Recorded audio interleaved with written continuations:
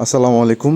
এই যে এই পার্সেলটা যেটা কুমিল্লা গেছিলো এইটাই মাত্র আসছে। তো ভিতরে মাছগুলো দেখা যাচ্ছে জীবিতই। আমরা আসলে প্যাকেজিং ভালো করে করি, আবার কথা হচ্ছে আল্লাহর রহমত।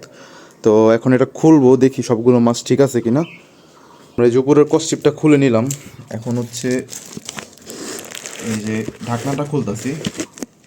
এই যে দেখেন, আমরা ঢাকনার এদিকে একটা পলি দিয়ে দিই যাতে মাছের পানি কোনোভাবে বের হতে না পারে বাইরে।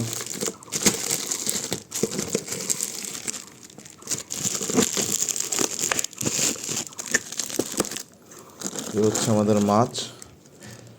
এই যে মাছগুলো বের করলাম, তো এইগুলো এখন পানির ভিতরে ঢালি, দেখি কী অবস্থা। আশা করি সবগুলোই বেঁচে আছে। হ্যাঁ, দেখা যাচ্ছে সবগুলোই বেঁচে আছে। তো আমরা ঢালি, তারপর আপনারা দেখেন। তো এই যে দেখেন, আমরা 3 জোড়া মাছ পাঠিয়েছিলাম, আল্লাহর রহমতে সবগুলোই সুস্থ আছে, ভালো আছে।